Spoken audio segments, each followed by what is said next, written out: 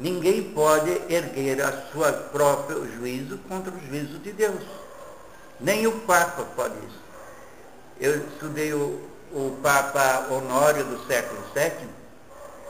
Ele foi condenado por 3 concílios, por três papas, em profissão de fé que foi lida durante 200 anos por todos os papas. Por quê? Ele não poderia ser julgado se ele fosse um papa ortodoxo. Só o fato de ter sido julgado já indica que eles julgaram que o Papa Honório era herege. Senão ninguém julga o poder supremo do Papa. Nós não julgamos o Papa verdadeiro enquanto ele é fiel, enquanto ele tem a verdadeira fé. Mas São Simas, como muito antes de Honório, dizia, a não ser que ele saia fora da verdadeira fé.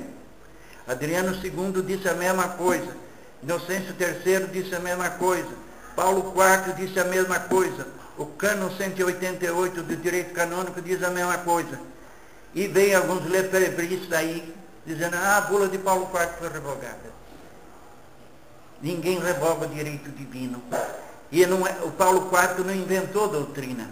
Vinha desde o concílio, o 5º concílio diz, o herege sai da fora por si mesmo, por seu juízo próprio. Não precisa que ninguém... Ele é como se eu saísse fora da verdadeira fé, eu saí da igreja. Se eu me afastar da doutrina do credo, eu saí da igreja. Se o Papa se afastar, ele se afastou da igreja por si mesmo, ainda que não receba o anátema, a condenação de uma autoridade da igreja. A autoridade da igreja depois deve condenar. Mas ela condena porque existia o delito, e não existe o delito porque ela condenou. Ela condena porque existiu o afastamento dele da doutrina católica. O Honório não poderia ser condenado por nenhum Papa se fosse ortodoxo.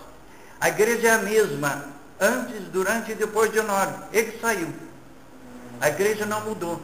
Quem sai da igreja destrói a si mesmo. De São Gregório Magno, outro Papa, anterior a Honório, que ele conheceu vivo, no começo do século VII. Veja como a gente tem que estudar.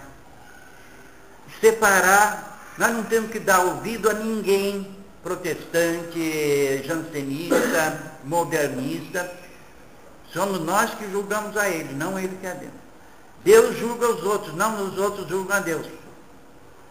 Não pode inventar, aceita tal disse isso, a outra tal disse isso, o padre tal disse isso, o bispo tal disse, São Roberto Bellarmino disse isso.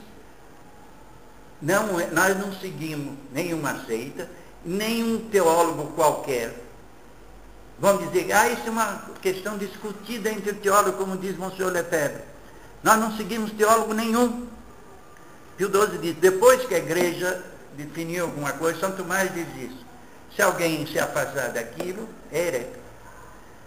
A igreja já definiu nas suas leis isso.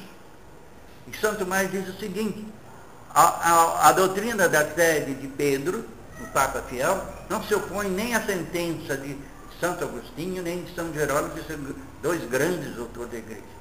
Ninguém tem poder para ir contra Deus. O homem espiritual julga todas as coisas, porque ele está com o magistério infalível de Deus. Ele está com a lei do Espírito e não com a lei do corpo, da carne, São Paulo. Não está com a vontade do homem, ele está com a vontade de Deus, e Deus é infalível, não é? O homem espiritual julga todas as coisas, e ele não é julgado por ninguém. Deus julga todo o diabo, nós vamos julgar os anjos maus de São Paulo. Nós julgamos a ele, não eles a nós. Quando nós dizemos que 2 e 2 são 4, não é quem diz que 2 e 2 são 7, 9 e 10 que vai julgar nós. Quando nós provamos na lei física uma reação química, a nossa prova, a critério de verdade na ciência natural, veja, o critério da verdade é a experiência real. Por isso existe o laboratório, faz essa experiência. Bota lá uma bomba de hidrogênio para ver se ela explode. Explodiu, então nós estamos certos no caminho, é como nós esperávamos. Faz uma reação química, deu certo, a experiência confirmou, a experiência real, não a experiência subjetiva do Einstein. Agora, na igreja, qual é o critério de verdade? é um magistério universal da Igreja. Diz lá o Concílio Vaticano I, aquelas coisas que foram propostas como reveladas pelo magistério solene ou ordinário, magistério universal, devem ser cridas por todos. Nenhum Papa pode ir contra aquilo que é a fé universal. Pio IX aprovou lá uma declaração, mas então o Papa é absoluto? Não, o Papa não é absoluto, Deus é absoluto.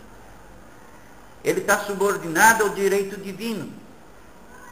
Pio IX aprovou uma declaração dos bispos alemães que refutaram Bismarck, que era desses anticatólicos que fazia guerra da cultura, culto do canto, né? Vocês que estudam história devem ver isso. Eles fazem tudo para destruir a verdade religiosa. O Papa não é absoluto, ele está subordinado ao direito divino, ele não pode mudar a constituição divina da Igreja. Se ele mudou, ele saiu fora da Igreja. A Igreja continua a mesma. São Sofrônio foi contra o Papa Honório, ele é santo. E a carta dele foi aprovada no Sexto Concílio. E o Papa Honório, que devia ser a cabeça da doutrina, foi condenado pelo Sexto Concílio. Veja, um inferior foi julgado. São Sofrônio era patriarca de Jerusalém.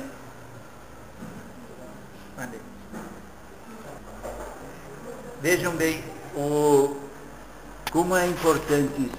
A cada documento do magistério da Igreja tem um outro documento oposto da nova Igreja.